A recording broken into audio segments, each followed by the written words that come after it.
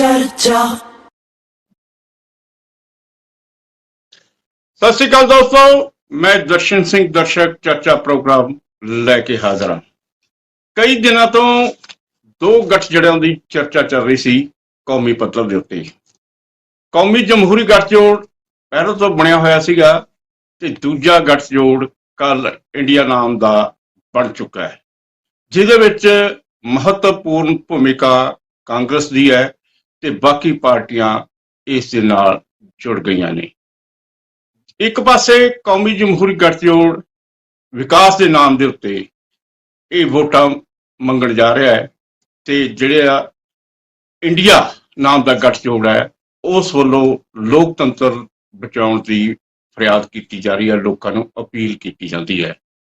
साफ जाहिर है कि आने वाले 5 सालों के विच जिहड़ा भविख है भारत का, इन्हां दोहां गठजोड़ां विचों किसी एक कोल होगा।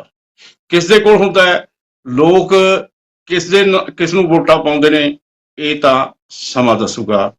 पर यह है कि देश भर विच इस समय सियासी सरगर्मियां तेज ही नहीं हुई, वह गति भी फड़तियां जा रही ने। नाल नाल ये भी है कि जिहड़ियां पार्टियां एक दूजे दियां सियासी तौर से दुश्मन ने, वह इंडिया नामक जिहड़ा गठजोड़ है उस दे विच शामिल हो गए ने।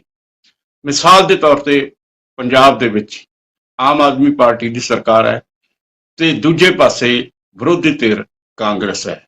पर इस हुण वो दोनों एक पेज से इकट्ठियां नजर आ रही ने।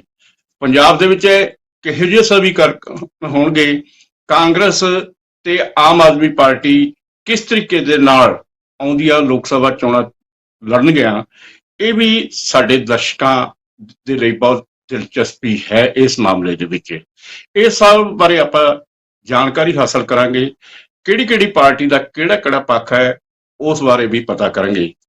साडे विच शामिल ने प्रोफैसर मनजीत सिंह, जिहड़े कि टिप्पणीकार ने, बड़े निरपक्ष पत्रकार के तौर पर अपने विच ने। इस तरीके दे नाल दीवान अमित अरोड़ा जी भारतीय जनता पार्टी तो, अकाली दल तो KS मठाड़ू जी, नवीन सब्बरवाल कांग्रेस तो ते एडवोकेट शशिवीर शर्मा आम आदमी पार्टी तो साडे विच हाजिर ने।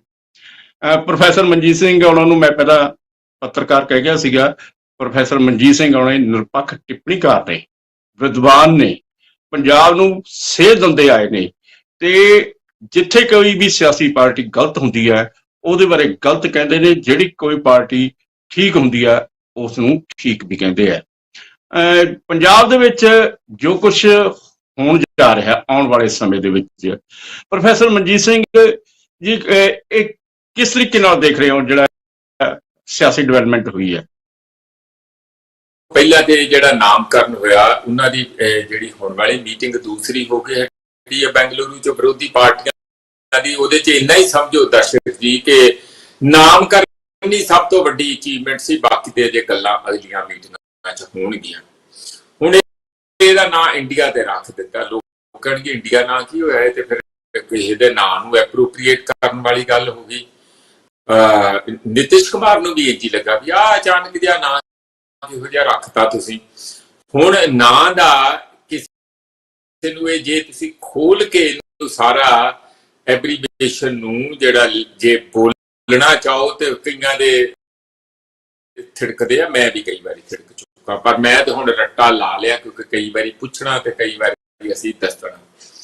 इहदा नां हैगा Indian national developmental inclusive alliance.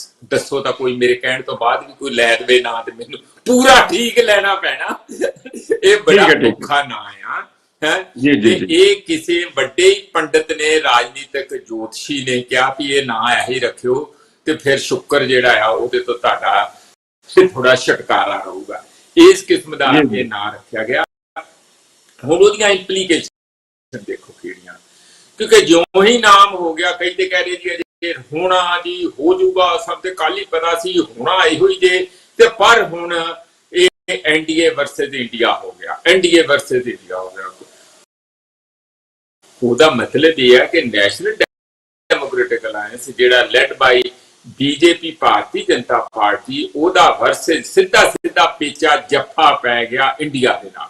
ਹੁਣ ਇਹਦੇ ਦੋ ਅਰਥ ਇਹ ਤੇ ਵੇਖ ਦੇਖੋ ਨਾ, ਇੱਕ ਇੰਡੀਆ ਦੇ ਨਾਲ ਜੱਫਾ ਕਿਵੇਂ ਪੈ ਸਕਦਾ, ਪਰ ਉਹ ਕਹਿੰਦੇ ਅਸੀਂ ਹੈ ਹੀ ਇੰਡੀਆ, ਪਰ ਸਾਡਾ ਨਾਮ ਇੰਡੀਆ ਬਣਦਾ ਐਪਲੀਕੇਸ਼ਨ ਦੇ ਵਿੱਚ।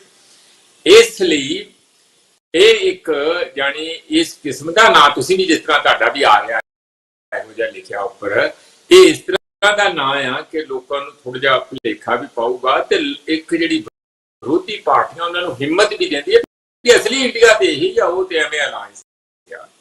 ਇਸ ਕਿਸਮ ਦਾ ਪਹਿਲਾਂ ਮੈਂ ਨਾਂ ਤੇ ਤਾਂ ਥੋੜੀ ਜਿਹੀ ਚਰਚਾ ਕਰ ਰਿਹਾ ਕਿ ਇਹ ਕੱਲ ਦੀ ਸਾਰੀ ਮੀਟਿੰਗ ਦਾ ਸਾਰਾ ਅੰਸ਼ ਇਹੀ ਆ। ਬਾਕੀ ਤੇ ਉਹਨਾਂ ਨੇ ਕਿਹਾ ਕਿ ਜੇ ਅਸੀਂ ਆ ਗਏ ਸੱਤਾ ਦੇ ਵਿੱਚ ਤੇ ਅਸੀਂ ਬਾਕੀ ਸਾਰੇ ਕੰਮ ਜਿਹੜੇ ਪਿਛਲੀ ਸਰਕਾਰਾਂ ਨੇ ਨਹੀਂ ਕੀਤੇ ਜਾਂ ਜਿਹੜੇ ਉਲਟੇ ਸਿੱਧੇ ਕੀਤੇ ਆ ਉਸ ਨੂੰ ਠੀਕ ਵੀ ਕਰਾਂਗੇ ਤੇ ਜਿਹੜੇ ਰਹਿ ਗਏ ਆ ਉਹਨਾਂ ਨੂੰ ਸਿਰੇ ਲਾਵਾਂਗੇ, ਜਾਤੀਗਤ ਸਰਵੇ ਵੀ ਕਰਵਾਵਾਂਗੇ। ਅਸੀਂ ਇਹ ਵੀ ਗੱਲ ਕਹੀ ਹੈ 11 ਮੈਂਬਰੀ ਕੋਆਰਡੀਨੇਸ਼ਨ ਕਮੇਟੀ ਬਣੂਗੀ, ਇਹ ਗੱਲ ਕਹੀ ਹੈ। ਤੇ ਗਾਂ ਫਿਰ ਉਹਦਾ ਚਿਹਰਾ ਕਿਹੜਾ ਹੋਊ, ਅਲਾਇੰਸ ਕਿਹੋ ਜਿਹਾ ਹੋਊਗਾ, ਇਹ ਬੰਬੇ ਵਾਲੀ ਮੀਟਿੰਗ ਜਿਹੜੀ ਹੋ ਸਕਦਾ ਅਗਸਤ ਦੇ ਸੈਕੰਡ ਹਾਫ ਦੇ ਵਿੱਚ ਕਿਸੇ ਵੇਲੇ ਹੋਵੇ ਉਦੋਂ ਹੋਊਗੀ। ਹੁਣ ਤੁਸੀਂ ਇਹ ਜਿਹੜਾ ਸਵਾਲ ਕੀਤਾ ਕਿ ਇਹਦਾ ਜੇ ਸਵਾਲ ਦਾ ਹਿੱਸਾ ਹੈਗਾ ਤੇ ਮੈਂ ਚੱਲਦਾ, ਨਹੀਂ ਤੇ ਬਾਕੀ ਸੱਜਣ ਸਾਡੇ ਉਹ ਗੱਲ ਕਰ ਲੈਣਗੇ। ਪਰ ਮੈਂ ਇੱਕ ਗੱਲ ਜ਼ਰੂਰ ਕਹਿਣੀ ਚਾਹੁੰਦਾ ਇੱਥੇ, ਉਹ ਦਰਸ਼ਕ ਜੀ, ਇਹ ਹੈ ਕਿ ਲੜਾਈ ਜਿਹੜੀ ਟ੍ਰਾਈਪਾਰਟਾਈਟ ਯਾਨੀ 3 ਧਿਰੀ ਹੋਊਗੀ, 4 ਧਿਰੀ ਹੋਊਗੀ, ਜਨਰਲ ਇਲੈਕਸ਼ਨ ਦੀ ਗੱਲ ਕਰ ਰਿਹਾ ਮੈਂ, ਜਿਹੜੀਆਂ ਪੰਜਾਬ ਦੇ ਅੰਦਰ ਜਾਂ ਸੂਬਿਆਂ ਅੰਦਰ ਤੇ ਜਿਹੋ ਜਿਹੀ ਮਰਜ਼ੀ ਹੋਵੇ 10 ਧਿਰੀ ਹੋਵੇ ਕੋਈ ਫਰਕ ਨਹੀਂ ਪੈਂਦਾ। ਜਨਰਲ ਇਲੈਕਸ਼ਨ ਦੇ ਵਿੱਚ ਇਹ ਦੋ ਧਿਰਾਂ ਸਾਹਮਣੇ ਮਹਾਭਾਰਤ ਵਾਂਗੂ ਆਮਣੇ ਸਾਹਮਣੇ ਆ ਕੇ ਖੜੀਆਂ ਹੋ ਗਈਆਂ।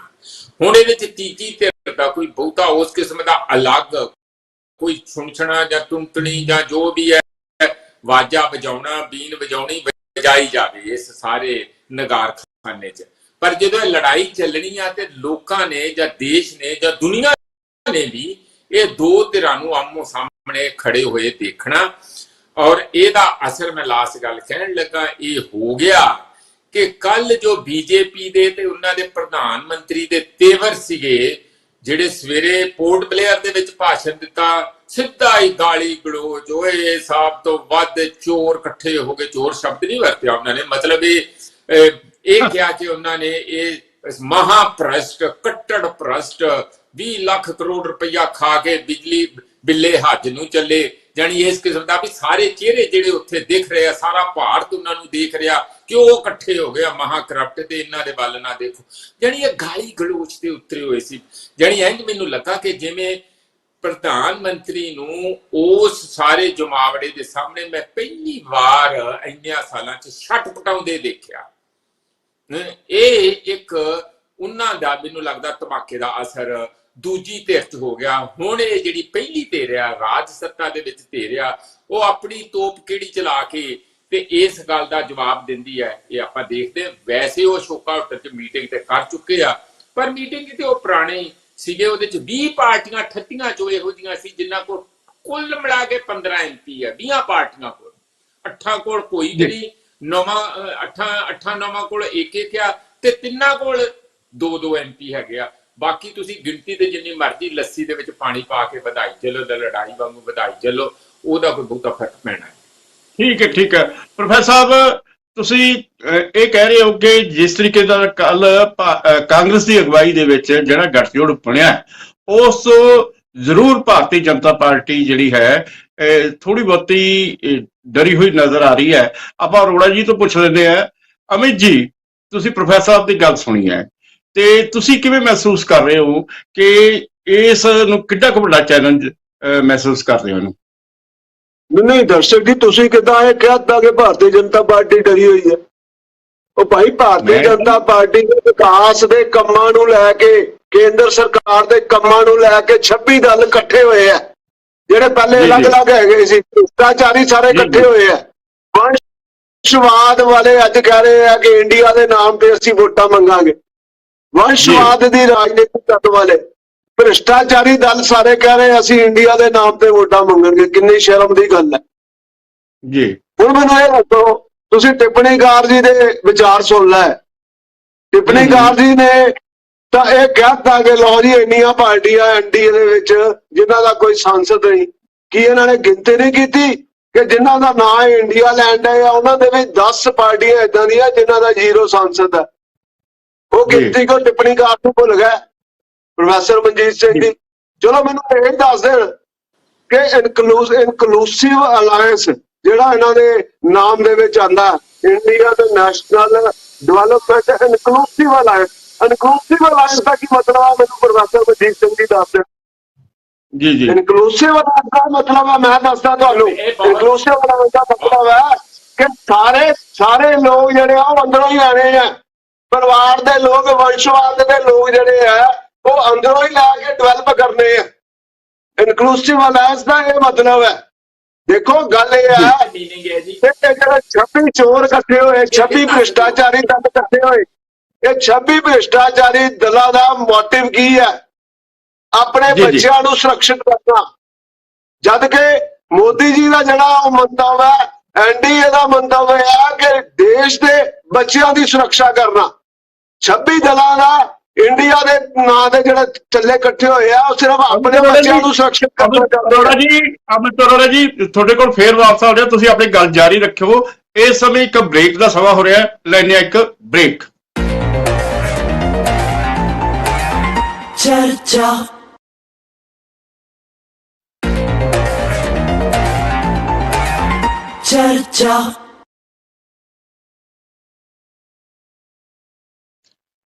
ਬ੍ਰੇਕ ਤੋਂ ਬਾਅਦ ਫਿਰ ਹਾਜ਼ਰ ਹੋਣੇ ਆ। ਅਮਿਤ ਅਰੋੜਾ ਜੀ ਇਹ ਦੱਸ ਰਹੇ ਸੀਗੇ ਕਿ ਜਿਹੜਾ ਕੌਮੀ ਜਮਹੂਰੀ ਗਠਜੋੜ ਹੈ ਉਸ ਨੇ ਕਿਸ ਦੇ ਨਾਂ ਤੇ, ਵਿਕਾਸ ਦੇ ਨਾਮ ਤੇ ਵੋਟਾਂ ਜਿਹੜੀਆਂ ਮੰਗਣੀਆਂ ਨੇ। ਦੂਜੇ ਪਾਸੇ ਉਹਨਾਂ ਨੇ ਇਹ ਕਿਹਾ ਕਿ ਇਹ ਵੰਸ਼ਵਾਦ ਫਿਰ ਇਕੱਠਾ ਹੋ ਰਿਹਾ ਹੈ। ਜਿਹੜੀਆਂ 26 ਪਾਰਟੀਆਂ ਇਕੱਠੀਆਂ ਹੋ ਰਹੀਆਂ ਨੇ ਉਹਦੇ ਵਿੱਚ ਆਪਣੇ ਬੱਚਿਆਂ ਦੇ ਭਵਿੱਖ ਵਾਸਤੇ ਉਹਨਾਂ ਵੱਲੋਂ ਇਹ ਗੱਠਜੋੜ ਕੀਤਾ ਜਾ ਰਿਹਾ। ਤੇ ਹੋਰ ਕਿਹੜੇ ਮੁੱਦੇ ਹੋਣਗੇ ਜਿਹਦੇ ਆਧਾਰ ਤੇ ਜਿਹੜਾ ਕੌਮੀ ਜਮਹੂਰੀ ਗੱਠਜੋੜ ਵੋਟਾਂ ਮੰਗੂਗਾ? ਹਾਂਜੀ ਅਮਿਤ ਜੀ, ਅਮਿਤ ਅਰੋੜਾ ਜੀ। ਹਾਂਜੀ ਮੈਨੂੰ ਪੁੱਛਿਆ ਜੀ? ਹਾਂ ਤੁਹਾਨੂੰ ਹੀ ਪੁੱਛਿਆ ਸੀਗਾ, ਤੁਹਾਡੀ ਗੱਲ ਅਧੂਰੀ ਰਹਿ ਗਈ ਸੀਗੀ। ਦੇਖੋ ਗੱਲ ਇਹ ਹੈ ਕਿ ਬਹੁਤ ਸਾਰੇ 3 ਟ੍ਰਿਲੀਅਨ ਇਕਨੋਮੀ ਹੈ ਅੱਜ ਸਾਡੀ, ਔਰ ਤੀਜਾ ਕੰਟਰੀ ਹੈ ਪੂਰੇ ਵਰਲਡ ਦੇ ਵਿੱਚ। ਮੋਦੀ ਜੀ ਦਾ ਤੁਸੀਂ ਦੇਖੋ ਸਾਡਾ ਅੱਜ GDP ਜਿਹੜਾ ਵਾ ਪਹਿਲੇ ਨਾਲੋਂ ਡਬਲ ਤੋਂ ਵੀ ਜ਼ਿਆਦਾ। ਸਾਡਾ ਜਿਹੜਾ ਪਰ ਕੈਪੀਟਾ ਇਨਕਮ ਹੈ ਉਹ ਵੀ ਡਬਲ ਨਾਲੋਂ ਜ਼ਿਆਦਾ। ਜਿਹੜੇ ਕੰਮ 70 ਸਾਲ ਦੇ ਵਿੱਚ ਕਾਂਗਰਸ ਨਹੀਂ ਕਰ ਪਾਈ ਉਹ ਮੋਦੀ ਜੀ ਨੇ 9 ਸਾਲਾਂ ਦੇ ਵਿੱਚ ਉਸ ਤੋਂ ਵੱਧ ਕੰਮ ਕਰ ਦਿੱਤੇ। ਸੋ ਗੱਲ ਇਹ ਹੈ ਕਿ ਸਭ ਤੋਂ ਪਹਿਲੇ ਭ੍ਰਿਸ਼ਟਾਚਾਰ ਦਾ ਇੱਕ ਵੀ ਦਾਗ ਨਹੀਂ ਹੈ ਮੋਦੀ ਜੀ ਦੇ ਉੱਤੇ। ਸੋ ਇਮਾਨਦਾਰੀ ਦੇ ਨਾਲ ਸਰਕਾਰ ਕੰਮ ਕਰ ਰਹੀ ਹੈ, ਲੋਕ ਜਿਹੜੇ ਆ ਖੁਸ਼ ਆ, ਔਰ 350 ਤੋਂ ਵੱਧ ਸੀਟਾਂ ਲੈ ਕੇ ਜਿਹੜਾ ਵਾ ਉਹ ਮੋਦੀ ਸਰਕਾਰ ਤੀਸਰੀ ਵਾਰੀ ਬਣਨ ਜਾ ਰਹੀ ਹੈ। ਔਰ ਦੇਸ਼ ਦੇ ਲੋਕ ਜਿਹੜੇ ਆ ਤੀਜੀ ਵਾਰੀ ਦੁਬਾਰਾ ਲੈ ਕੇ ਆਉਣਗੇ ਔਰ ਪ੍ਰਧਾਨ ਮੰਤਰੀ ਬਣਾਉਣਗੇ। ਠੀਕ ਹੈ। ਆਪਾਂ ਕਾਂਗਰਸ ਤੋਂ ਪੁੱਛਦੇ ਆ ਜਿਨ੍ਹਾਂ ਨੇ ਕੱਲ ਜਿਹੜਾ ਆਪਣਾ ਗੱਠਜੋੜ ਤਿਆਰ ਕੀਤਾ ਹੈ। ਜਿਹੜਾ ਸਬਰਵਾਲ ਸਾਹਿਬ, ਤੁਸੀਂ ਅਮਿਤ ਅਰੋੜਾ ਜੀ ਦੀ ਗੱਲਬਾਤ ਸੁਣੀ ਹੈ ਤੇ ਪ੍ਰੋਫੈਸਰ ਮਨਜੀਤ ਸਿੰਘ ਉਹਨਾਂ ਦੀ ਗੱਲਬਾਤ ਵੀ ਸੁਣੀ ਹੈ, ਤੇ ਤੁਸੀਂ ਇੱਥੇ ਜਿਹੜਾ ਹੈ ਕੌਮੀ ਪੱਧਰ ਤੇ ਤਾਂ ਠੀਕ ਹੈ ਤੁਹਾਡਾ ਗੱਠਜੋੜ ਹੋ ਗਿਆ, ਪੰਜਾਬ ਦੇ ਪੱਧਰ ਦੇ ਉੱਤੇ ਤੁਸੀਂ ਆਮ ਆਦਮੀ ਪਾਰਟੀ ਨਾਲ ਕਿਸ ਤਰੀਕੇ ਨਾਲ ਤੁਰੋਗੇ?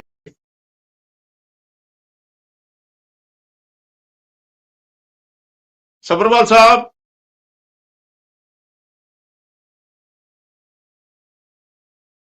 ਚਲੋ ਖੈਰ, ਆਪਾਂ ਸ਼ਸ਼ੀਵੀਰ ਸ਼ਰਮਾ ਜੀ ਕੋਲ ਜਾਂਦੇ ਹਾਂ। ਸ਼ਸ਼ੀਵੀਰ ਜੀ, ਜਿਹੜਾ ਸਵਾਲ ਮੈਂ ਨਵੀਨ ਸਬਰਵਾਲ ਉਹਨਾਂ ਨੂੰ ਕੀਤਾ ਹੈ ਉਹੀ ਸਵਾਲ ਤੁਹਾਡੇ ਕੋਲ ਵੀ ਹੈ ਕਿ ਤੁਸੀਂ ਇੱਕ ਪਾਸੇ ਜਿਹੜੀ ਕਾਂਗਰਸ ਹੈ ਪੰਜਾਬ ਦੇ ਵਿੱਚ ਵਿਰੋਧੀ ਧਿਰ ਹੈ ਤੇ ਤੁਸੀਂ ਇੱਥੇ ਸੱਤਾਧਾਰੀ ਪਾਰਟੀ ਹੋ, ਤੇ ਤੁਸੀਂ ਦੋਨੇ ਪਾਰਟੀਆਂ ਕਿਸ ਤਰੀਕੇ ਨਾਲ ਸਮਾਨ ਅੰਤਰ ਚੱਲੋਗੇ? ਜੀ ਦਰਸ਼ਨੀ, ਮੈਨੂੰ 2 ਤੋਂ 3 ਮਿੰਟ ਦਾ ਖੁੱਲਾ ਟਾਈਮ ਦੇ ਦੇਣ, ਡਿਸਟਰਬ ਨਾ ਕਰਨਾ। ਮੈਂ ਬੀਜੇਪੀ ਦੇ ਵਾਰੀ ਬੋਲਿਆ ਸੀਗਾ ਤੇ ਹੁਣ ਡਿਟੇਲ ਧਿਆਨ ਨਾਲ ਸੁਣਨ ਗੱਲ ਕੀ ਚੱਲ ਰਹੀ ਹੈ। ਹੁਣ ਹੋਇਆ ਕਿ ਅਲਾਈਅੰਸ ਆ ਗਿਆ, ਇੱਕ ਅਲਾਈਅੰਸ ਤੋਂ ਬਾਅਦ ਨਵੇਂ-ਨਵੇਂ ਸਵਾਲ ਉੱਠਣੇ ਸ਼ੁਰੂ ਕਰ ਦਿੱਤੇ। ਸਵਾਲ ਕੌਣ ਉਠਾ ਰਿਹਾ? ਬੀਜੇਪੀ ਉਠਾ ਰਹੀ ਹੈ, ਵੱਖ-ਵੱਖ ਜਿਹੜੇ ਧਿਰ ਨੇ। ਹੁਣ ਬੀਜੇਪੀ ਜਦੋਂ ਸੱਤਾ ਦੇ ਵਿੱਚ ਆਈ 2014 ਦੇ ਵਿੱਚ 2 ਦਰਜਨ ਪਾਰਟੀਆਂ ਦੇ ਅਲਾਈਅੰਸ ਦੇ ਨਾਲ ਇਲੈਕਸ਼ਨ ਲੜਿਆ, ਤੇ ਜਿੱਥੇ ਸ਼ੋਅ ਕੀ ਕਰਦੇ ਰਹੇ, ਸਿਰਫ ਨਰਿੰਦਰ ਮੋਦੀ ਜੀ ਇਕੱਲੇ ਇਲੈਕਸ਼ਨ ਲੜ ਰਹੇ ਨੇ। ਉਸ ਤੋਂ ਬਾਅਦ 2019 ਦੀ ਇਲੈਕਸ਼ਨ ਹੋਈ, ਸਿਮਿਲਰਲੀ ਸੇਮ ਟਾਈਮ ਦੇ ਉੱਤੇ 2 ਦਰਜਨ ਪਾਰਟੀਆਂ ਦੇ ਅਲਾਈਅੰਸ ਦੇ ਨਾਲ ਇਲੈਕਸ਼ਨ ਲੜਿਆ। ਤੇ ਕੱਲ ਜਦੋਂ ਬੀਤੇ ਸਮੇਂ ਦੇ ਵਿੱਚ 2 ਦਿਨਾਂ ਦੀ ਜਦੋਂ ਮੀਟਿੰਗ ਹੁੰਦੀ ਹੈ, ਇੱਕ ਐਨਡੀਏ ਵਰਸਸ ਇੰਡੀਆ, ਜਿਹੜੇ ਵੱਖ ਜਿਹੜੇ ਪਾਰਟੀ ਸੀਗੀ ਆਪਸ ਵਿੱਚ ਅਲਾਈਅੰਸ ਇਕੱਠਾ ਕਰਦੀਆਂ ਨੇ, ਉਦੋਂ ਵੱਖ-ਵੱਖ ਜਿਹੜੇ ਕਿੰਤੂ ਪਰੰਤੂ ਉਹ ਬੀਜੇਪੀ ਵੱਲੋਂ ਕੀਤੇ ਜਾ ਰਹੇ ਨੇ। ਹੁਣ ਬੀਜੇਪੀ ਨੇ 2-3 ਜਿਹੜੇ ਸਵਾਲ ਚੱਕੇ ਸੀਗੇ ਅਲਾਈਅੰਸ ਨੂੰ ਲੈ ਕੇ। ਹੁਣ ਪਹਿਲਾ ਸਵਾਲ ਇਹਨਾਂ ਨੇ ਇਹ ਚੱਕਿਆ ਕਿ ਤੁਸੀਂ ਵੰਸ਼ਵਾਦ ਦੀ ਗੱਲ ਕਰ ਰਹੇ ਹੋ ਤੇ ਕਰਪਸ਼ਨ ਦੀ ਗੱਲ ਕੀਤੀ। ਉਹ ਦੋਵੇਂ ਗੱਲਾਂ ਇਹਨਾਂ ਦੇ ਮੂੰਹੋਂ ਨਹੀਂ ਫੱਬਦੀਆਂ। ਵੰਸ਼ਵਾਦ ਦੀ ਗੱਲ ਕਰਦੇ ਹੋ, ਵੰਸ਼ਵਾਦ ਤੁਸੀਂ ਦੇਖੋਗੇ ਕਿ ਅਮਿਤ ਸ਼ਾਹ ਦੇ ਬੇਟਾ ਇਸ ਟਾਈਮ ਤੇ ਕੀ ਕਰ ਰਹੇ ਨੇ, ਕਿਹੜੀ ਕੈਪੈਸਿਟੀ ਦੇ ਵਿੱਚ BCCI ਦੇ ਵਿੱਚ ਆਫੀਸ਼ੀਅਲ ਨੇ, ਉਹ ਵੀ ਵੰਸ਼ਵਾਦ ਦੀ ਗੱਲ ਆਉਂਦੀ ਹੈ। ਦੂਸਰੇ ਪਾਸੇ ਜਦੋਂ ਇਲੈਕਸ਼ਨ ਦੀ ਗੱਲ ਆਉਂਦੀ ਹੈ, ਵੰਸ਼ਵਾਦ ਇਹਨਾਂ ਕੋਲ ਭਰਿਆ ਪਿਆ ਹੁੰਦਾ ਹੈ। ਕਰਪਸ਼ਨ ਦੀ ਗੱਲ ਕੀਤੀ ਇਹਨਾਂ ਨੇ ਕਿ ਕਰਪਟ ਜਿਹੜੇ ਬੰਦੇ ਸੀਗੇ, ਇਹਨਾਂ ਨੇ ਵੱਡੇ ਵੱਡੇ ਉਸ ਕਿਤੇ ਚੋਰ ਇਕੱਠੇ ਹੋ ਗਏ। ਹੁਣ ਜਦੋਂ ਅਜੀਤ ਪਵਾਰ ਦੇ ਖਿਲਾਫ ਗੱਲਾਂ ਕਰਦੇ ਨੇ ਕਿ ਚੱਕੀ ਪੇਸਿੰਗ ਐਂਡ ਪੇਸਿੰਗ 70,000 ਕਰੋੜ ਖਾ ਗਏ ਮੁੰਬਈ ਦਾ, ਉਹ ਹੀ ਪ੍ਰਧਾਨ ਮੰਤਰੀ 2 ਦਿਨ ਪਹਿਲਾਂ ਗੱਲ ਕਰ ਰਹੇ ਹੁੰਦੇ ਨੇ, ਉਹਨਾਂ ਨੂੰ ਡਿਪਟੀ CM ਬਣਾ ਦਿੱਤਾ ਜਾਂਦਾ ਹੈ। ਹੇਮੰਤ ਬਿਸਵ ਸ਼ਰਮਾ ਜਿਹਦੇ ਖਿਲਾਫ ਵੱਡਾ ਸਕੈਮ ਨਿਕਲ ਕੇ ਆਉਂਦਾ, ਉਹਨੂੰ CM ਬਣਾ ਦਿੱਤਾ ਜਾਂਦਾ ਬੀਜੇਪੀ ਵੱਲੋਂ। ਬੀਜੇਪੀ ਦੀ ਕਰਪਸ਼ਨ ਨੂੰ ਲੈ ਕੇ ਡੈਫੀਨੇਸ਼ਨ ਕੀ ਹੈ? ਪਹਿਲੀ ਗੱਲ ਤਾਂ ਹੁਣ ਅੱਜ ਦੇ ਟਾਈਮ ਦੇ ਉੱਤੇ ਮੇਨ ਚੀਜ਼ ਕੀ ਹੈ ਦਰਸ਼ਨ ਜੀ? ਸਭ ਤੋਂ ਵੱਡੀ ਚੁਣੌਤੀ ਹੈ ਦੇਸ਼ ਦੇ ਵਿੱਚ, ਕਿਉਂਕਿ ਆਲਰੇਡੀ 9 ਸਾਲ ਦਾ ਸਮਾਂ ਇਹਨਾਂ ਨੇ ਹੰਡਾਰਿਆ। 9 ਸਾਲਾਂ ਦੇ ਵਿੱਚ ਦੇਸ਼ ਦੇ ਲਈ ਕੰਮ ਇਹਨਾਂ ਨੇ ਕੋਈ ਕੀਤਾ ਨਹੀਂ। ਤੁਸੀਂ ਚਾਹੇ ਚੈੱਕ ਕਰ ਲਓ, ਇਹਨਾਂ ਦੇ ਚੋਣ ਮੈਨੀਫੈਸਟੋ ਚੈੱਕ ਕਰ ਲਓ। ਇੱਕ ਤਾਂ ਇਹਨਾਂ 2 ਕਰੋੜ ਰੋਜ਼ਗਾਰ ਦੇਣ ਦੀ ਗੱਲ ਕੀਤੀ ਸੀਗੀ, 2 ਕਰੋੜ ਰੋਜ਼ਗਾਰ ਤਾਂ ਆਇਆ ਨਹੀਂ। ਇਸ ਟਾਈਮ ਹਾਈਕ ਦੇ ਉੱਤੇ ਚੱਲਦੀ ਪਈ ਬੇਰੋਜ਼ਗਾਰੀ ਹਿੰਦੁਸਤਾਨ ਦੇ ਵਿੱਚ। 2 ਮਲਟੀਨੈਸ਼ਨਲ ਕੰਪਨੀਆਂ ਹਿੰਦੁਸਤਾਨ ਛੱਡ ਕੇ ਜਾ ਰਹੀਆਂ ਲਗਾਤਾਰ ਸਪੀਡ ਦੇ ਨਾਲ, ਉਹ ਇਹਨਾਂ ਦੀ ਪਾਲਿਸੀ ਕਰਕੇ। ਜਦੋਂ JPC ਦੀ ਮੰਗ ਕੀਤੀ ਗਈ ਅਡਾਨੀ ਦੇ ਖਿਲਾਫ, ਉਦੋਂ ਬਿਲਕੁਲ ਸਾਇਲੈਂਟ ਹੋ ਗਏ। ਰੈਸਲਰਸ ਪ੍ਰੋਟੈਸਟ ਤੇ ਬੈਠੇ ਰੇਪ ਦੇ ਸੀਰੀਅਸ ਐਲੀਗੇਸ਼ਨ ਲੱਗੇ, ਉਹ ਬੰਦਾ ਖੁੱਲਾ ਛੱਡਿਆ ਹੋਇਆ FIR ਹੋਣ ਦੇ ਬਾਅਦ ਉਹਦੇ ਖਿਲਾਫ ਕੋਈ ਕਾਰਵਾਈ ਨਹੀਂ ਕੀਤੀ ਗਈ। ਉਸ ਤੋਂ ਬਾਅਦ ਜਦੋਂ ਵੀ ਕੋਈ ਦੇਸ਼ ਦੀ ਗੱਲ ਆਉਂਦੀ, ਮਹਿੰਗਾਈ ਦੀ ਗੱਲ ਆ ਗਈ, ਇਨਫਲੇਸ਼ਨ ਚੈੱਕ ਕਰ ਲਓ, ਇੰਨੀ ਮਹਿੰਗਾਈ ਹੋ ਗਈ ਹੈ। ਨਾਰਾ ਕੀ ਲੈ ਕੇ ਆਏ ਸੀਗੇ? ਬਹੁਤ ਹੋਈ ਮਹਿੰਗਾਈ ਕੀ ਮਾਰ, ਅਬ ਕੀ ਵਾਰ ਮੋਦੀ ਸਰਕਾਰ। ਹੁਣ ਮੋਦੀ ਸਰਕਾਰ ਆ ਗਈ, ਸਿਲੰਡਰ ਦਾ ਰੇਟ ਡਬਲ ਤੋਂ ਟ੍ਰਿਪਲ ਹੋ ਗਿਆ ਉਸ ਟਾਈਮ ਦੇ ਉੱਤੇ, ਉਹਦੇ ਤੇ ਬਿਲਕੁਲ ਚੁੱਪ ਬੈਠੇ ਨੇ। ਹੁਣ ਜਦੋਂ ਸਰਕਾਰੀ ਇੰਸਟੀਟਿਊਸ਼ਨਸ ਦੀ ਗੱਲ ਆਉਂਦੀ ਹੈ, ਰੇਲ ਵੇਚਤੀ, ਸੇਲ ਵੇਚਤੀ, ਕੋਲ ਵੇਚਤਾ, LIC ਦਾ ਇਹਨਾਂ ਨੇ ਸਰਕਾਰੀ ਇੰਸਟੀਟਿਊਸ਼ਨ ਦੇ ਵਿੱਚ ਐਂਟਰ ਕਰਨ ਦੀ ਕੋਸ਼ਿਸ਼ ਕੀਤੀ ਗਈ। ਜਿਸ ਤਰੀਕੇ ਦੇ ਨਾਲ ਇਹਨਾਂ ਨੇ ਸਰਕਾਰੀ ਸੰਸਥਾਨਾਂ ਦਾ ਬੇੜਾ ਗਰਕ ਕਰਨਾ ਸ਼ੁਰੂ ਕਰ ਦਿੱਤਾ, ਸੌਰੀ ਟੂ ਸੇ, ਜਿੰਨੀ ਸਪੀਡ ਦੇ ਨਾਲ ਇਹਨਾਂ ਨੇ ਇਹ ਇੰਸਟੀਟਿਊਸ਼ਨ ਨੂੰ ਇਹਨਾਂ ਨੇ ਬੇਕਾਰ ਕਰਨ ਦੀ ਕੋਸ਼ਿਸ਼ ਕਰ ਰਹੇ ਨੇ, ਚਾਹੇ ਉਹ ਇਨਡਾਇਰੈਕਟ ਵੇ ਨਾਲ ਚਾਹੇ ਡਾਇਰੈਕਟ ਵੇ ਦੇ ਨਾਲ, ਅੱਜ ਜਿਹੜੇ ਲੋਕ ਆ ਉਹਦੇ ਖਿਲਾਫ ਇਕੱਠੇ ਹੋ ਰਹੇ ਨੇ। ਹੁਣ 38 ਪਾਰਟੀਆਂ ਵਰਸਸ 26 ਪਾਰਟੀਆਂ ਹੈ, ਅਲਾਈਅੰਸ ਚੱਲਦੇ ਰਹਿੰਦੇ ਨੇ।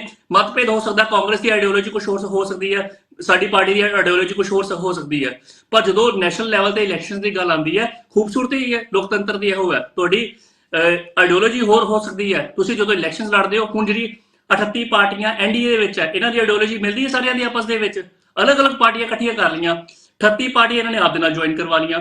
ਹੁਣ 38 ਪਾਰਟੀਆਂ ਵਰਸਸ 26 ਪਾਰਟੀਆਂ ਹੈ, 26 ਪਾਰਟੀ ਨਾਲ ਲੜ ਲੈਣ।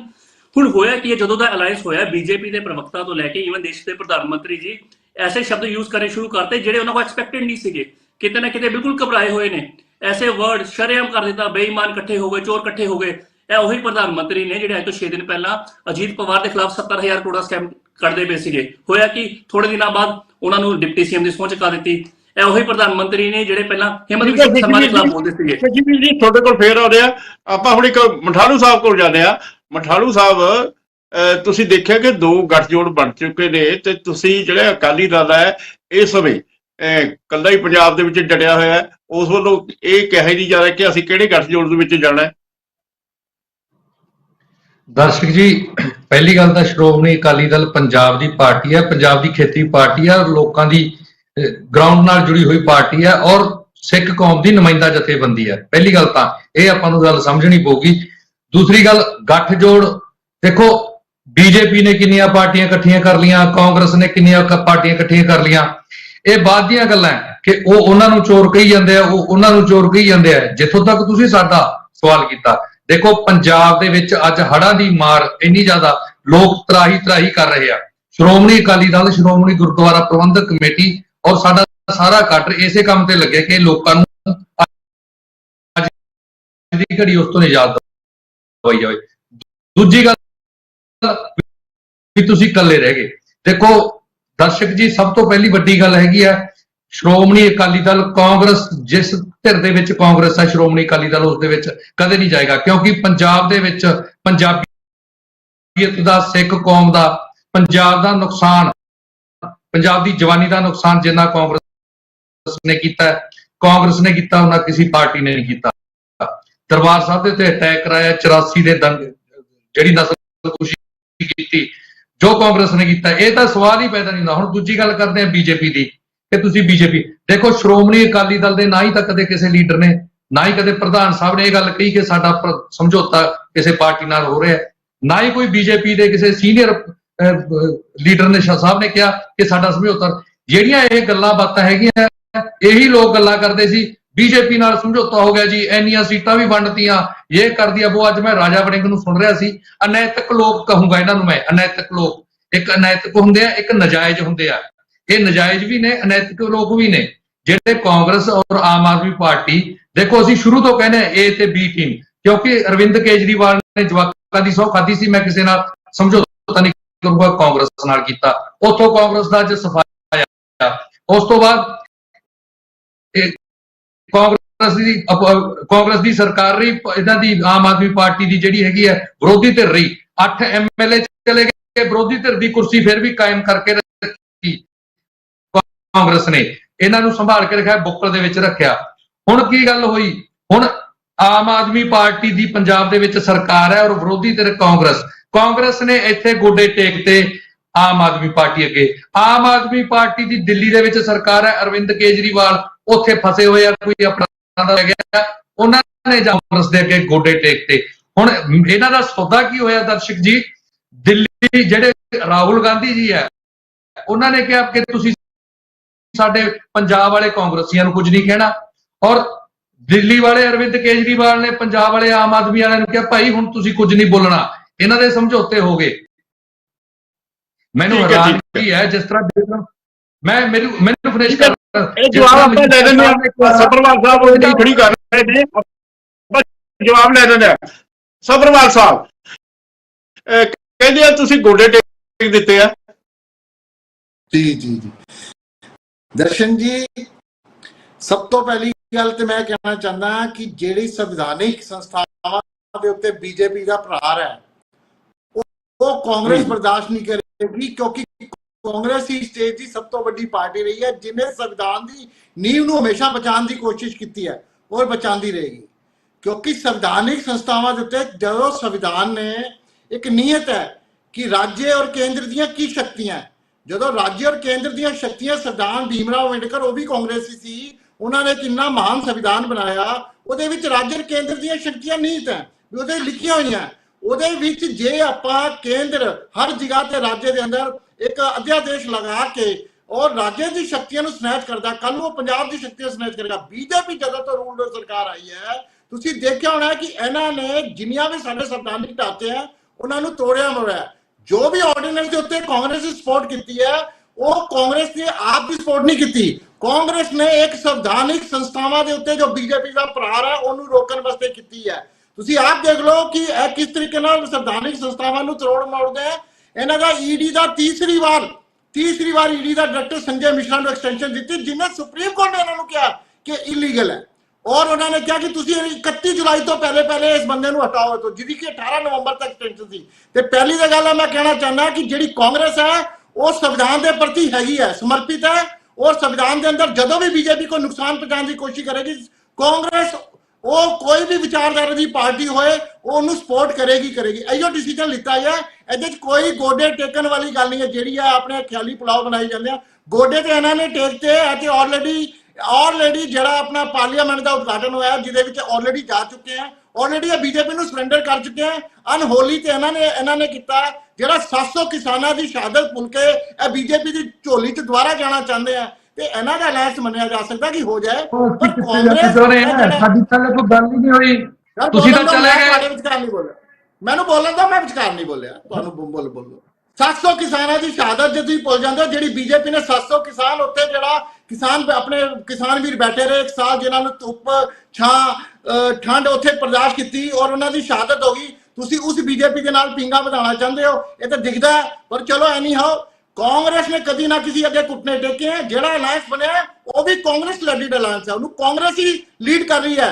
क्योंकि इस देश के अंदर जो कोई पार्टी दो है तो या वो कांग्रेस है या फिर बीजेपी है। मैं गल होर जोड़ना चाहता दर्शन जी ਜਿਹੜੀ ਕਾਂਗਰਸ ਹੈ ਇਹ ਉਹੀ ਪਾਰਟੀ ਹੈ ਜਿਹੜੀ ਸੰਨ 47 ਦੇਸ਼ ਆਜ਼ਾਦ ਹੋਇਆ, ਜਿਹਦੇ 'ਚ ਉਹਦਾ ਪੂਰਨ ਯੋਗਦਾਨ ਸੀ। ਔਰ ਦੇਸ਼ ਦੀਆਂ ਜਿੰਨੀਆਂ ਵੀ ਸੰਵਿਧਾਨਿਕ ਸੰਸਥਾਵਾਂ ਨੇ ਔਰ ਜੋ ਵੀ ਸੰਵਿਧਾਨਿਕ ਸੰਸਥਾਵਾਂ ਠੀਕ ਹੈ ਸਬਰਵਾਲ ਸਾਹਿਬ ਇਹ ਕਹਿਣਾ ਚਾਹ ਰਹੇ ਨੇ ਕਿ ਅਸੀਂ ਗੋਡੇ ਨਹੀਂ ਟੇਕੇ ਹੈਗੇ, ਸੰਵਿਧਾਨ ਦੀ ਰਾਖੀ ਲਈ ਇਹ ਜਿਹੜਾ ਨਵਾਂ ਅਲਾਈਅੰਸ ਤਿਆਰ ਕੀਤਾ ਹੈ, ਨਵਾਂ ਗੱਠਜੋੜ ਤਿਆਰ ਕੀਤਾ ਹੈ।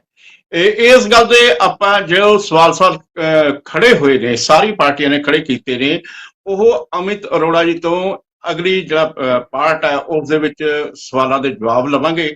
ਹੁਣ ਇੱਕ ਬ੍ਰੇਕ ਦਾ ਸਮਾਂ ਹੋ ਰਿਹਾ, ਲੈਣੇ ਇੱਕ ਬ੍ਰੇਕ। ਚਰਚਾ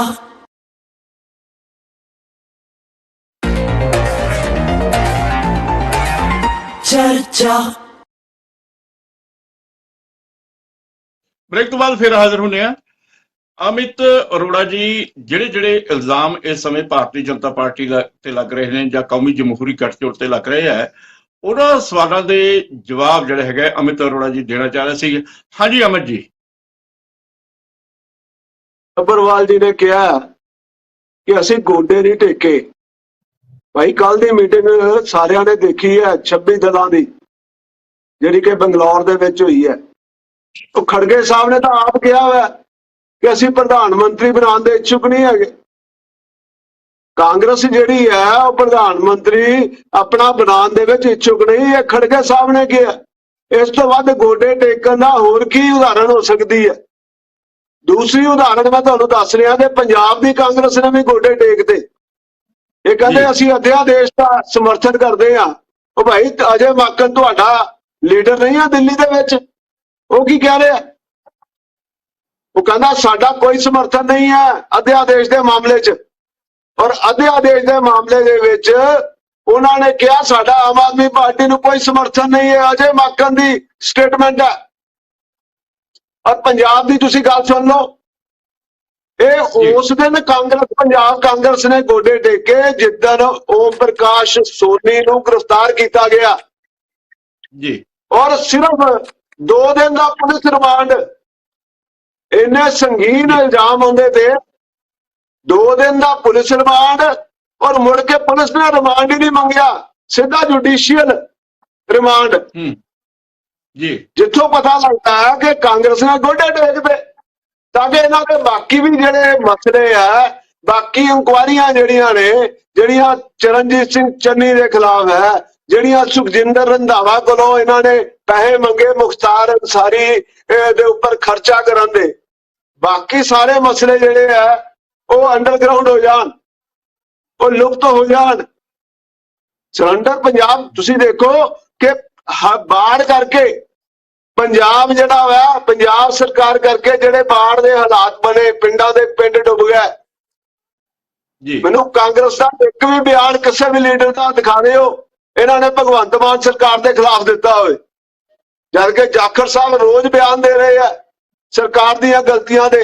ਇਹਨਾਂ ਦੇ ਕਿਸੇ ਵੀ ਲੀਡਰ ਦਾ, ਸੁਖਜਿੰਦਰ ਰੰਧਾਵਾ ਦਾ ਇੱਕ ਬਿਆਨ ਆਇਆ ਵਾ ਕਿ ਉਹ ਬੇਅਦਬੀ ਦੇ ਖਿਲਾਫ ਜਿਹੜਾ ਵਾ ਉਹ ਕਾਰਵਾਈ ਕਰੋ, ਬਸ। ਲੇਕਿਨ ਭਗਵੰਤ ਮਾਨ ਔਰ ਪੰਜਾਬ ਦੇ ਜਿਹੜੇ ਬਾੜ ਜਵਾਬ ਦੇ ਦਿੰਦੇ ਜੀ। ਸਬਰਵਾਲ ਸਾਹਿਬ ਫਿਰ ਤੁਹਾਡੇ ਤੇ ਫਿਰ ਇਲਜ਼ਾਮ ਲੱਗਿਆ ਕਿ ਤੁਸੀਂ ਗੋਡੇ ਟੇਕੇ ਆ।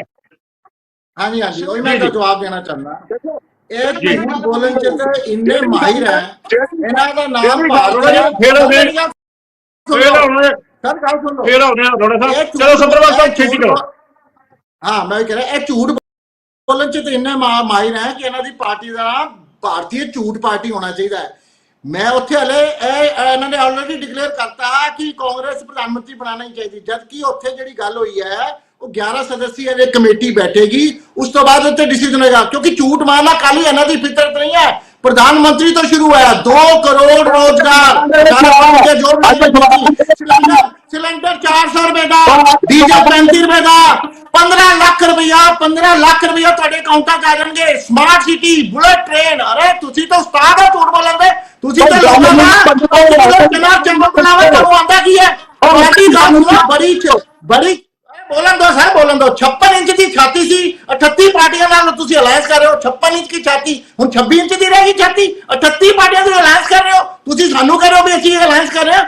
38 ਪਾਰਟੀ ਹੈ ਤੁਹਾਡੇ ਕੋਲ। ਜੇ ਤੁਹਾਡੇ ਅੰਦਰ ਇੰਨਾ ਹੀ ਤੁਸੀਂ ਆਪਣੀ ਡਿਵੈਲਪਮੈਂਟ ਕੀਤੀ ਹੈ ਜਾਂ ਪ੍ਰੋਜੈਕਟ ਕੀਤੇ ਹੈ ਤੇ ਲੋਕਾਂ 'ਚ ਜਾਓ, ਹਿੰਮਤ ਹੋਏ ਤੇ ਤੁਹਾਡੀ ਸਰ ਜ਼ਮਾਨਤਾਂ ਜ਼ਬਤ ਹੋਈ ਨਹੀਂ ਹੈ ਜਿਹੜੀਆਂ ਤੁਸੀਂ ਪਹਿਲੇ 400 ਪਾਰ ਕਹਿੰਦੇ ਸੀ, ਹੁਣ 350 ਆ ਗਏ। ਇਲੈਕਸ਼ਨ ਆਉਣ ਤੱਕ 200 ਰਹਿ ਜਾਣੇ ਤੁਹਾਡੇ, 200 ਰਹਿ ਜਾਣੇ ਆ। ਤੁਸੀਂ ਗੱਲਾਂ ਕੀ ਕਰਦੇ ਹੋ, ਝੂਠ ਬੋਲਦੇ ਰਹਿੰਦੇ ਹੋ। ਕਿਹੜਾ ਰੋਜ਼ਗਾਰ ਦਿੱਤਾ ਤੁਸੀਂ ਕਿਸੇ ਬੰਦੇ ਨੂੰ? ਕਿਹੜਾ ਐਲਪੀਜੀ ਸਿਲੰਡਰ ਸਸਤਾ ਕਰਤਾ? ਮਹਿੰਗਾਈ ਤੁਸੀਂ ਗੋਡੇ ਆਪਣਾ ਕੀ ਕਹਿੰਦੇ ਗੋਡੇ ਤੋਂ ਵੀ ਉੱਤੇ ਕਰਤੀ।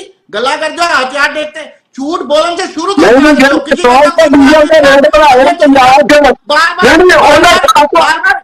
ਭ੍ਰਿਸ਼ਟਾਚਾਰ ਦੀ ਗੱਲ ਕਰਦੇ ਹੋ, ਸ਼ਰਮ ਆਣੀ ਚਾਹੀਦੀ ਹੈ। ਦਰਸ਼ਨ ਦੀ ਮੇਰੀ ਗੱਲ, ਪੰਜਾਬ ਦੇ ਤੇਲ ਦੇ ਰੇਟ ਵਧੇ ਆ, ਉਹਦੇ ਖਿਲਾਫ ਵੀ ਬੋਲੋ ਨਹੀਂ। ਉਹ ਭ੍ਰਿਸ਼ਟਾਚਾਰ ਦੀ ਗੱਲ ਕਰਦੇ ਸ਼ਰਮ ਆਣੀ ਚਾਹੀਦੀ ਹੈ। ਪ੍ਰਧਾਨ ਮੰਤਰੀ 2 ਦਿਨ ਪਹਿਲੇ ਇੱਕ ਰੈਲੀ 'ਚ ਬੋਲਦਾ ਹੈ ਕਿ ਅਸੀਂ 70,000 ਕਰੋੜ ਦਾ ਬੰਦਾ एनसीपी ਦਾ अजीत पवार, ਇਹਨੂੰ ਸ਼ਰਮ ਵੀ ਨਹੀਂ ਆਉਂਦੀ। मैं तो हैरान हाँ, 70,000 करोड़ रुपए का घोटाला, सिंचाई घोटाला महाराष्ट्र में है। और शर्म करो, जो भ्रष्टाचारी तुसी अब अगले दिन डिप्टी सीएम बना दो, अगे शर्म करो। हेमंत बिश्नू शर्मा ਜਦੋਂ ਤੁਹਾਡੇ ਨਾਲ ਸੀ ਉਦੋਂ ਘਟਾਣਾ ਨਹੀਂ ਨਜ਼ਰ ਆਇਆ ਤੁਹਾਨੂੰ। ਝੂਠ ਬੋਲਦੇ ਹੋ। ਸੁਣੋ ਕਾਂਗਰਸ ਦਾ हेमंत बिश्नू शर्मा, ਉਹਦੇ ਖਿਲਾਫ ਇਹਨਾਂ ਨੇ ਪੂਰਾ ਵਾਟਰਗੇਟ ਘੁਟਾਲੇ 'ਚ ਪੂਰੀ ਬੁੱਕ ਛਾਪੀ। ਔਰ ਤੁਸੀਂ ਸ਼ਰਮ ਕਰੋ, ਡੁੱਬ ਕੇ ਮਰ ਜਾਓ। ਤੁਸੀਂ ਉਹਨੂੰ ਹੀ ਸੀਐਮ ਬਣਾਤਾ ਸਾਮ ਦਾ। ਤੁਸੀਂ ਕੀ ਭ੍ਰਿਸ਼ਟਾਚਾਰ ਦੇ ਗੱਲ ਬੋਲਦੇ ਹੋ?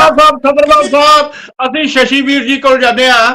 ਸ਼ਸ਼ੀਵੀਰ ਜੀ, ਜਿਹੜੀ ਆਮ ਆਦਮੀ ਪਾਰਟੀ ਹੈ ਜਾਂ ਆਮ ਆਦਮੀ ਪਾਰਟੀ ਸਰਕਾਰ ਦੀ ਜਿਹੜੀ ਨੀਤੀ ਆ ਉਹ ਹੈਗੇ ਜ਼ੀਰੋ ਭ੍ਰਿਸ਼ਟਾਚਾਰ ਦੇ ਖਿਲਾਫ, ਜ਼ੀਰੋ ਟੋਲਰੈਂਸ ਦੀ। ਤੇ ਇਸ ਸਮੇਂ ਤੁਹਾਨੂੰ ਪਤਾ ਹੀ ਹੈ ਵੀ ਕਾਂਗਰਸੀਆਂ ਦੇ ਖਿਲਾਫ, ਕਈਆਂ ਦੇ ਖਿਲਾਫ ਜਾਂਚ ਚੱਲ ਰਹੀ ਹੈ, ਕਈ ਜੇਲ੍ਹ ਦੇ ਵਿੱਚ ਨੇ। ਤੇ ਇਸ ਮਾਮਲੇ ਦੇ ਵਿੱਚ ਜੇਕਰ ਸਮਝੌਤਾ ਤੁਹਾਡਾ ਕੌਮੀ ਪੱਧਰ ਤੇ ਹੋਇਆ ਤੇ ਪੰਜਾਬ ਪੱਧਰ ਤੇ ਕੀ ਸਮਝੌਤਾ ਹੋਇਆ, ਇਹ ਸਵਾਲ ਜਿਹੜਾ ਹੈਗਾ ਬੀਜੇਪੀ ਨੇ ਵੀ ਪੁੱਛਿਆ। ਸਰ, ਪਹਿਲੀ ਗੱਲ ਤਾਂ ਨਾ ਹੀ ਪੰਜਾਬ ਦੇ ਪੱਧਰ ਤੇ ਨਾ ਹੀ ਹਿੰਦੁਸਤਾਨ ਦੇ ਪੱਧਰ ਤੇ ਕਿਸੇ ਵੀ ਤਰੀਕੇ ਆਮ ਆਦਮੀ ਪਾਰਟੀ ਸਮਝੌਤਾ ਨਹੀਂ ਕਰਦੀ ਕਰਪਸ਼ਨ ਦੇ ਨਾਲ। ਅਸੀਂ ਆਲਰੇਡੀ ਕਾਰਵਾਈ ਕੀਤੀ ਹੈ, ਇਹ 'ਚ ਕੋਈ ਦੋ ਰਾਏ ਨਹੀਂ ਹੈ। ਇਹੋ ਹੀ ਜਿਹੜੀ ਘਬਰਾਹਟ ਹੈ ਜਾਂ ਬੀਜੇਪੀ ਡਰੀ ਹੋਈ ਹੈ ਜਿਨ੍ਹਾਂ ਕਾਰਨਾਂ ਦੇ ਕਰਕੇ, ਕਿਉਂਕਿ ਬੀਜੇਪੀ ਨੂੰ ਪਤਾ ਜਦੋਂ ਸਰਕਾਰ ਪਲਟਣੀ ਹੈ ਵਾਰੀ ਇਹਨਾਂ ਦੀ ਆਣੀ ਹੈ। ਜਿਸ ਤਰੀਕੇ ਦੇ ਨਾਲ ਈਡੀ, ਸੀਬੀਆਈ ਜਾਂ ਵੱਖ-ਵੱਖ ਇੰਸਟੀਟਿਊਸ਼ਨ ਦਾ ਇਹਨਾਂ ਦੁਰਉਪਯੋਗ ਕੀਤਾ ਸਭ ਦੇ ਸਾਹਮਣੇ ਹੈ।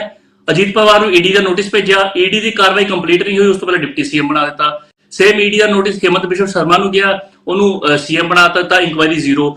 ਨਾਰਾਇਣ ਰਾਣੇ, ਸੁਬੇਂਦਰੂ ਅਧਿਕਾਰੀ, ਮੈਂ ਕਹਿੰਦਾ ਲਿਸਟ ਲੈਣ ਜਾਵਾਂਗਾ ਇਸ ਟਾਈਮ ਤੇ 40 ਤੋਂ 50 ਵੱਡੇ ਜਿਹੜੇ ਬੰਦੇ ਨੇ, ਇਹਨਾਂ ਨੂੰ ਈਡੀ ਦਾ ਨੋਟਿਸ ਜਾਂਦਾ ਹੈ। ਉਸ ਤੋਂ ਬਾਅਦ ਈਡੀ ਇਨਕੁਆਇਰੀ ਨਹੀਂ ਕਰਦੀ, ਨਾ ਹੀ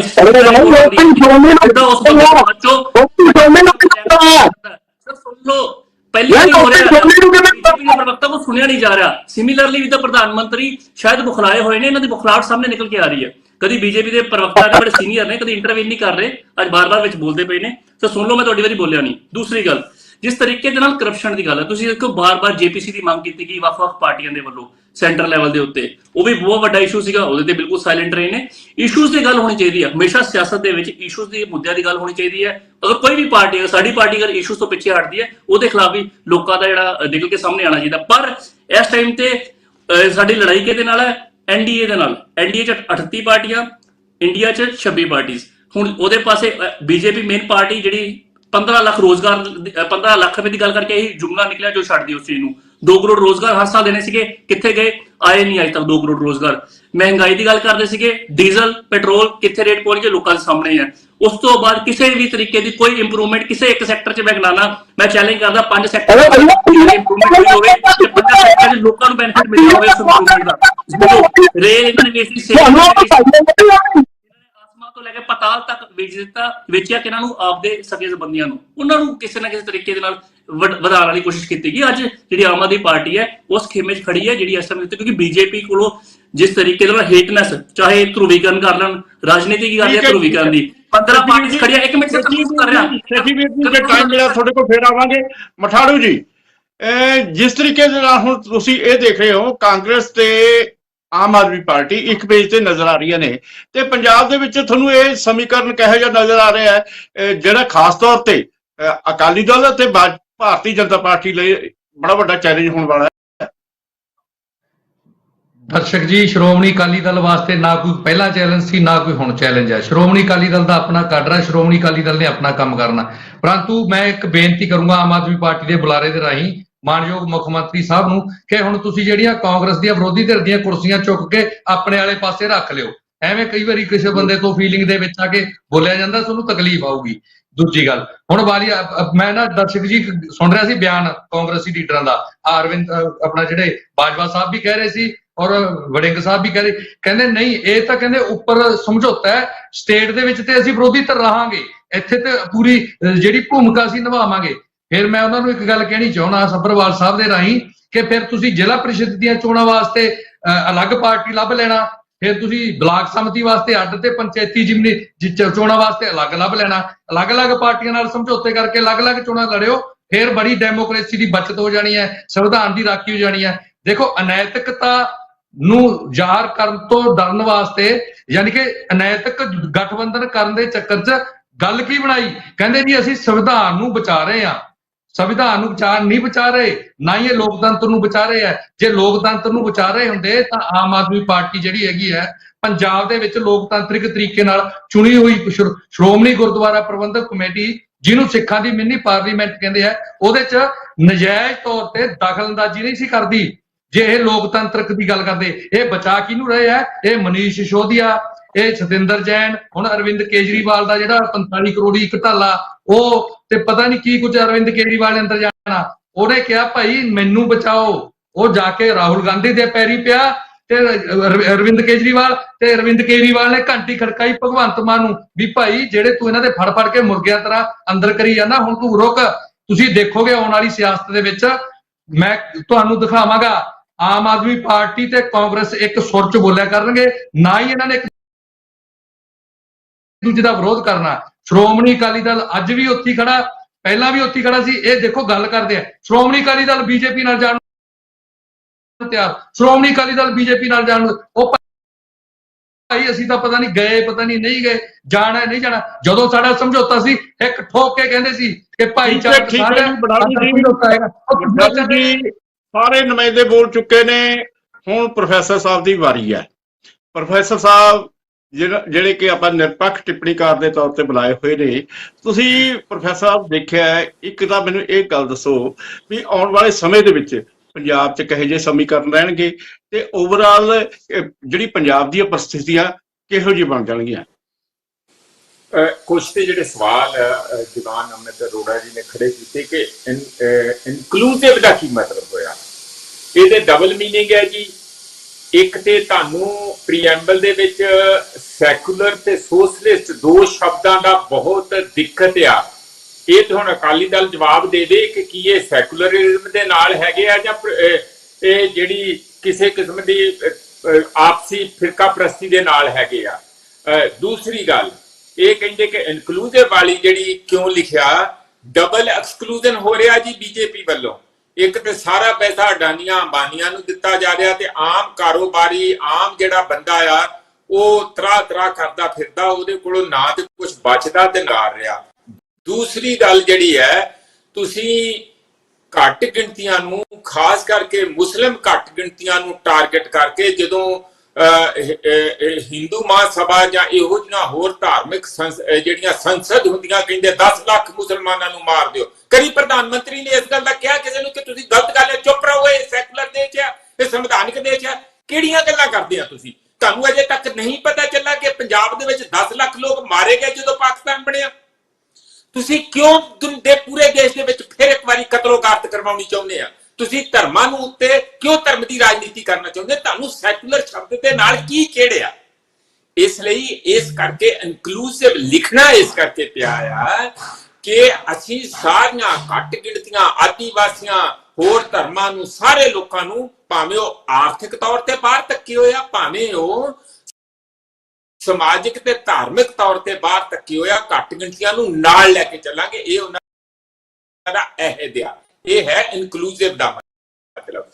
ਦੂਜੀ ਗੱਲ ਜਿਹੜੀ ਮੈਂ ਕਹਿਣਾ, ਜਿਨ੍ਹਾਂ ਨੇ ਪ੍ਰਧਾਨ ਮੰਤਰੀ ਨੂੰ ਕੱਲ 2 ਵਾਰੀ ਨਹੀਂ ਸੁਣਿਆ, ਪੋਰਟ ਬਲੇਅਰ ਦੇ ਵਿੱਚ ਔਰ ਜਿਹੜਾ ਦਿੱਲੀ ਦੇ ਵਿੱਚ, ਉਹ ਬਸ ਅਮਿਤ ਅਰੋੜਾ ਜੀ ਨੂੰ ਹੀ ਦੇਖ ਲੈਣ। ਅੱਜ ਬਿਲਕੁਲ ਇਹੋ ਹੀ ਤੇਵਰ ਸੀ। ਜਿਨ੍ਹਾਂ ਨੇ ਦੇਖਿਆ ਲਾਹੌਰ ਉਹ ਦੇਖ ਲੈਣ ਕਲਾ ਲਾਹੌਰ। ਇਹ ਇੱਕ ਕਹਾਵਤ ਉੱਥੇ ਢੁਕਦੀ ਹੈਗੀ ਆ। ਮੈਂ ਇੱਕ ਨਿੱਕਾ ਜਿਹਾ ਸਵਾਲ ਜਿਹੜਾ ਜ਼ਰੂਰ ਮਠਾੜੂ ਸਾਹਿਬ ਨੂੰ ਕਰਨਾ ਚਾਹੁੰਦਾ, ਉਹ ਮੈਂ ਜ਼ਿੰਮੇਵਾਰੀ ਦੇ ਨਾਲ ਤੇ ਆਪਣੇ ਨਿੱਜੀ ਥੋੜੇ ਜਿਹੇ ਦੁੱਖ ਚੋਂ ਕਰਨ ਕਿ ਤੁਸੀਂ ਕਹਿੰਦੇ ਕਿ ਕਾਂਗਰਸ ਨਾਲ ਉਹ ਕੁਝ ਕਿੰਨੀ ਵੀ ਚੰਗੀ ਬਣ ਕੇ ਆ ਜੇ ਅਸੀਂ ਉਹਨਾਂ ਨਾਲ ਤੇ ਕਦੀ ਕੋਈ ਅਲਾਈਅੰਸ ਸਾਡਾ ਹੋ ਨਹੀਂ ਸਕਦਾ। ਬਿਲਕੁਲ ਨਾ ਕਰੋ, ਕੋਈ ਨਹੀਂ ਤੁਹਾਨੂੰ ਕਹਿ ਰਿਹਾ, ਪਰ ਜਿਹਦੇ ਨਾਲ ਤੁਸੀਂ ਭੱਜ ਕੇ ਬਾਰ-ਬਾਰ ਤੁਹਾਡੀ ਚਰਚਾ ਵੀ ਹੋ ਰਹੀ ਹੈ ਸਾਰੇ ਦੇਸ਼ ਦੇ ਵਿੱਚ ਤੇ ਪੰਜਾਬ 'ਚ ਵੀ, ਤੇ ਜਿਹਦੇ ਨਾਲ ਤੁਸੀਂ ਅਲਾਈਅੰਸ ਕੀਤਾ ਇਹਨਾਂ ਦੇ ਉਹਨਾਂ 'ਚ ਕਿਹੜਾ ਤੁਸੀਂ ਦੇਖਿਆ ਸੀ ਵੀ ਉਹ ਕੀ ਗੋਦਰਾ ਦੇ ਜ਼ਿੰਮੇਵਾਰ ਨਹੀਂ, ਕਿ ਉਹ ਦੇਸ਼ ਦੇ ਵਿੱਚ ਇੰਨੀ ਫਿਰਕਾ ਪ੍ਰਸਤੀ ਤੇ ਦੇਸ਼ ਨੂੰ ਲਾਂਬੂ ਲਾਉਣ ਦੇ ਜ਼ਿੰਮੇਵਾਰ ਨਹੀਂ ਜਿੱਧਰ ਨੂੰ ਦੇਸ਼ ਨੂੰ ਲਿਜਾ ਰਹੇ ਆ। ਤੁਹਾਨੂੰ ਇਹ ਦਿਖਦਾ ਨਹੀਂ? ਉਹ ਸੈਕੂਲਰ ਪਾਰਟੀ ਹੈ ਜਿਹੜੀ ਸੰਵਿਧਾਨ ਦੇ ਵਿੱਚ ਵੀ ਸੈਕੂਲਰ ਸ਼ਬਦ ਨਹੀਂ ਬਰਦਾਸ਼ਤ ਕਰਦੀ। ਔਰ ਕਾਂਗਰਸ ਜੇ ਦੀ ਲੀਡਰਸ਼ਿਪ ਦੇ ਵਿੱਚ, ਮੈਂ ਕੋਈ ਕਾਂਗਰਸ ਦਾ ਵਕੀਲ ਨਹੀਂ ਹੈਗਾ, ਇਹ ਕਨਸਟੀਟਿਊਸ਼ਨ ਭੀਮ ਰਾਓ ਅੰਬੇਦਕਰ ਤੇ ਉਹ ਸਾਰੀ ਟੀਮ ਨੇ ਬਣਾਇਆ ਔਰ ਇਹਦੇ ਵਿੱਚ ਸੈਕੂਲਰ ਤੇ ਸੋਸ਼ਲਿਸਟ ਸ਼ਬਦ ਬਾਅਦ ਵਿੱਚ ਪਾਏ ਗਏ ਪ੍ਰੀਐਂਬਲ ਦੇ ਵਿੱਚ। ਤੁਹਾਨੂੰ ਪਤਾ, ਤੁਸੀਂ ਵਕੀਲ ਹੈਗੇ ਆ, ਉਹ ਤੁਹਾਨੂੰ ਲੱਗਦੀ ਹੈ ਕਿ ਟੱਚ ਵੀ ਨਾ ਟਿਆ। ਇਹ ਪੋਲਿਟਿਕਸ ਹੈ ਭਾਈ, ਦੇਸ਼ ਵਿੱਚ ਕਿਹੋ ਜਿਹੀ ਪੋਲਿਟਿਕਸ ਚਾਹੁੰਦੇ ਆ ਤੁਸੀਂ?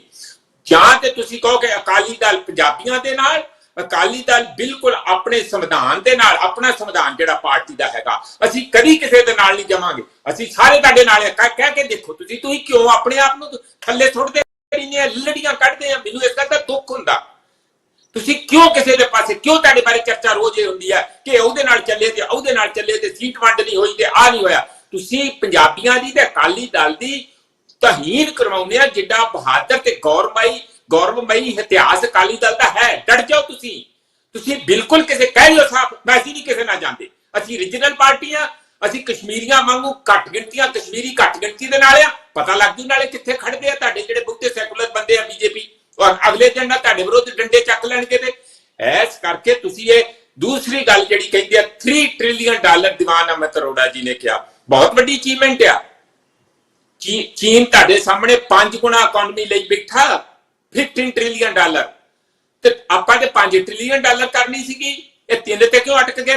24 ਤੱਕ $5 ਟ੍ਰਿਲੀਅਨ ਬਣਾਉਣੀ ਸੀ, $3 ਟ੍ਰਿਲੀਅਨ ਤੇ ਕਿਉਂ ਅਟਕਿਆ ਪ੍ਰਧਾਨ ਮੰਤਰੀ ਮੋਦੀ? ਕਿਉਂਕਿ ਸਾਰਾ ਪੈਸਾ ਦੇਸ਼ ਦੇ ਵਿੱਚ ਬਰਾਬਰ ਵੰਡਿਆ ਨਹੀਂ। ਇੱਕ ਲਾਸਟ ਗੱਲ ਇਹ ਕਹਿ ਰਹੇ ਆ ਕਿ ਬਹੁਤ ਮਹਾਪ੍ਰਸਤ ਹੈਗੇ ਆ, ਕਿ ਇਹ ਸਾਰਾ ਮਹਾਪ੍ਰਸਤ ਕੋਣ ਬਾ 26 ਪਾਰਟੀਆਂ 'ਚ ਇਕੱਠਾ ਹੋ ਗਿਆ। ਮੰਨ ਲੈਂਦੇ ਆ, ਮੈਂ ਨਹੀਂ ਕੋਈ ਉਹਨਾਂ ਦਾ ਕਹਿੰਦਾ ਜੋ ਬਹੁਤ ਚਿੱਟੇ ਸਾਫ਼ ਸੁਥਰੇ ਦੁੱਧ ਤੇ ਧੋਤੇ ਹੈਗੇ ਆ। ਤੁਸੀਂ ਪੰਜਾਬ ਦੇ ਵਿੱਚੋਂ ਕਿਹੜੇ ਕਾਂਗਰਸੀ ਨੂੰ ਅੰਦਰ ਲੈ ਕੇ ਗਏ ਆ ਜੀ? ਕਿਹਨੂੰ ਪ੍ਰਧਾਨ ਬਣਾਇਆ ਆਪਣਾ? ਤੁਹਾਡੇ ਅੰਦਰ ਕੀ ਭੰਗ ਭੁੱਜ ਰਹੀ ਆ? ਕਿੰਨਾ ਰਿਵੋਲਟ ਆ, ਕਿੰਨਾ? ਮੈਂ ਤੁਹਾਡੇ ਜਗ੍ਹਾ ਤੇ ਤੁਹਾਡੇ ਨਾਲ ਇਹਦੇ ਗੱਲ ਤੇ ਸਿੰਪਥੀ ਪ੍ਰਗਟ ਕਰਦਾ। ਇਹ ਕੋਈ ਤਰੀਕਾ ਆ ਪਾਰਟੀਆਂ ਚਲਾਉਣ ਦਾ ਬੀਜੇਪੀ ਵੱਲੋਂ? ਕਦੀ ਕਿਸੇ ਪਾਰਟੀ ਨੂੰ ਤੋੜਤਾ, ਕਦੀ ਕਿਸੇ ਪਾਰਟੀ ਨੂੰ ਤੋੜਤਾ। ਠੀਕ ਹੈ ਪ੍ਰੋਫੈਸਰ ਤੁਸੀਂ ਸਾਰੀਆਂ ਹੀ ਪਾਰਟੀਆਂ ਦੇ ਵਿੱਚ, ਚਾਹੇ ਉਹ ਅਕਾਲੀ ਦਲ ਹੈ, ਚਾਹੇ ਉਹ ਭਾਰਤੀ ਜਨਤਾ ਪਾਰਟੀ ਹੈ, ਚਾਹੇ ਉਹ ਕਾਂਗਰਸ ਹੈ, ਚਾਹੇ ਉਹ ਆਮ ਆਦਮੀ ਪਾਰਟੀ ਹੈ, ਉਹਨਾਂ ਦੀਆਂ ਜੋ ਨੀਤੀਆਂ ਗਲਤ ਨੇ ਉਹਨਾਂ ਬਾਰੇ ਤੁਸੀਂ ਸਵਾਲ ਉਠਾਏ ਨੇ। ਠੀਕ ਹੈ, ਇਹ ਸਾਰੇ ਇਸ ਸਮੇਂ ਜਿਹੜੇ ਨੁਮਾਇੰਦੇ ਨੇ ਆਪਣੀ ਗੱਲ ਕਹਿਣਾ ਚਾਹ ਰਹੇ ਨੇ, ਪਰ ਸਮੇਂ ਦੀ ਕਮੀ ਹੈ। ਪਰ ਫਿਰ ਵੀ ਇਹਨਾਂ ਸਵਾਲਾਂ ਨੂੰ ਪਾਰਟੀਆਂ ਦੇ ਵਿੱਚ ਵਿਚਾਰਿਆ ਜਾਣਾ ਚਾਹੀਦਾ ਹੈ ਤੇ ਪੰਜਾਬ ਦੇ ਲੋਕਾਂ ਨੂੰ ਇੱਕ ਨਵੇਂ ਤਰੀਕੇ ਦਾ ਜਿਹੜੀ ਸਿਆਸਤ ਦਿੱਤੀ ਜਾਣੀ ਚਾਹੀਦੀ ਹੈ। ਤੇ ਇਸ ਸੰਬੰਧ ਵਿੱਚ ਜਿਹੜੇ ਖਾਸ ਤੌਰ ਤੇ ਭਾਰਤੀ ਜਨਤਾ ਪਾਰਟੀ ਹੈ ਜਾਂ ਕਾਂਗਰਸ ਹੈ, ਜਿਹੜੇ ਪੱਖਾਂ ਨੂੰ ਲੈ ਕੇ ਉਹ ਅੱਗੇ ਤੁਰ ਰਹੇ ਨੇ ਤੇ ਉਹਦੇ ਉੱਤੇ ਪਹਿਰਾ ਵੀ ਦੇਣਾ ਚਾਹੀਦਾ ਹੈ ਤੇ ਉਹਨਾਂ ਹੀ ਪਾਰਟੀਆਂ ਨੂੰ ਨਾਲ ਜੋੜਨਾ ਚਾਹੀਦਾ ਜਿਹੜੀਆਂ ਪਾਰਟੀਆਂ ਉਹਨਾਂ ਦੀ ਜਿਹੜੀਆਂ ਲਾਈਕ ਮਾਈਂਡਡ ਨੇ। ਤੇ ਜਦੋਂ ਅਸੀਂ ਦੂਜੀਆਂ ਪਾਰਟੀਆਂ ਨਾਲ ਸਮਝੌਤਾ ਕਰ ਲੈਂਦੇ ਹਾਂ ਤੇ ਫਿਰ ਹੋਰ ਤਰ੍ਹਾਂ ਦੇ ਕਈ ਤਰ੍ਹਾਂ ਦੇ ਸਮਝੌਤੇ ਹੋ ਜਾਂਦੇ ਨੇ। ਪ੍ਰੋਫੈਸਰ ਮਨਜੀਤ ਸਿੰਘ ਜੀ, ਅਰੋੜਾ ਜੀ, ਮਠਾੜੂ ਜੀ, ਸੱਭਰਵਾਲ ਸਾਹਿਬ ਤੇ ਸ਼ਸ਼ੀਵੀਰ ਜੀ, ਤੁਸੀਂ ਇਸ ਚਰਚਾ ਦੇ ਵਿੱਚ ਸ਼ਾਮਲ ਹੋਏ, ਤੁਹਾਡਾ ਬਹੁਤ ਬਹੁਤ ਧੰਨਵਾਦ। ਤੇ ਨਾਲ ਨਾਲ ਸਾਡੇ ਦਰਸ਼ਕਾਂ ਦਾ ਵੀ ਧੰਨਵਾਦ ਕਿ ਉਹ ਇਸ ਚਰਚਾ ਦੇ ਵਿੱਚ ਸ਼ਾਮਲ ਹੋਏ ਤੇ ਇਸ ਚਰਚਾ ਨੂੰ ਉਹ ਅੱਗੇ ਲੈ ਕੇ ਆਉਣਗੇ। ਤੇ ਇਸ ਦੇ ਨਾਲ ਹੀ ਅੱਜ ਦਾ ਜਿਹੜਾ ਪ੍ਰੋਗਰਾਮ ਖਤਮ ਹੁੰਦਾ ਹੈ। ਕੱਲ ਨੂੰ ਕਿਸੇ ਨਵੇਂ ਵਿਸ਼ੇ ਨੂੰ ਲੈ ਕੇ ਤੁਹਾਡੇ ਸਾਹਮਣੇ ਪੇਸ਼ ਹੋਵਾਂਗੇ। ਉਦੋਂ ਤੱਕ ਲਈ ਦਿਓ ਆਗਿਆ। ਸਤਿ ਸ੍ਰੀ ਅਕਾਲ। ਚਰਚਾ।